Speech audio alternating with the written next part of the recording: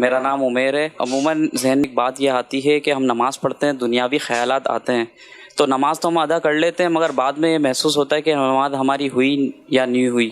تو اس کے لیے شرعی ہمیں بتائیں کہ نماز ہو جاتی ہے اس میں؟ فقہی اعتبار سے اور اللہ پاک نے جو چیز مقرر کی ہے نماز کی کہ فرائض اور واجبات آپ نے جس انداز میں نماز ادا کرنی چاہیے تھی ظاہری اعتبار سے، وہ آپ نے جب ادا کر لی، فرائض پورے کر لی، کسی طرح کے مفسدات اس کے اندر نہیں پائے گئے، تو جو فرض ہے وہ تو آپ کے اوپر سے اتر گیا، نماز تو آپ کی ہو گئی۔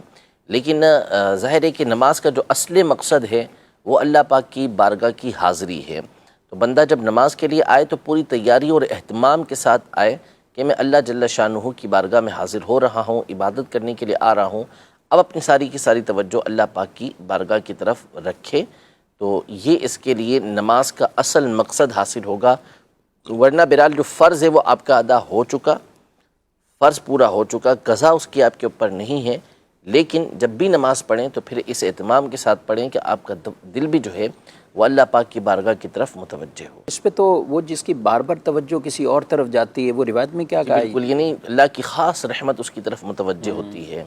جب بندہ کسی اور طرف متوجہ ہوتا ہے، اس کی توجہ کسی اور طرف چلی جاتی ہے، تو ندا دی جاتی ہے کہ کیا مجھ سے بہتر بارگاہ کوئی ملی ہے؟ اللہ اکبر۔ تو پھر بندہ متوجہ ہوتا ہے، پھر ندا دی، پھر کسی اور طرف چلا جاتا ہے، پھر اس کو ندا آواز دی جاتی ہے کہ کیا مجھ سے بہتر کوئی بارگاہ مل گئی ہے۔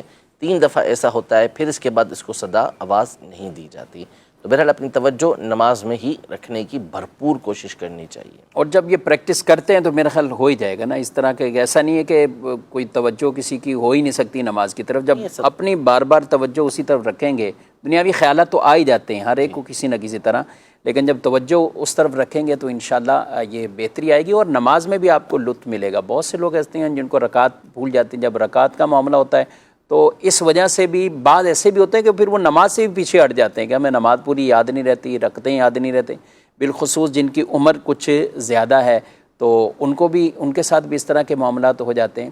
تو نماز کی طرف توجہ رکھنے کا ایک تو ہے کہ نماز کو اس کے معنی کے ساتھ یاد کر لیا جائے۔ اگر آپ کو سورہ فاتحہ کا ترجمہ اچھی طرح یاد ہو، تفسیر صلاۃ الجنان سے آپ پڑھیے، آپ کو بہت آسانی سے وہ یاد ہو جائے گا۔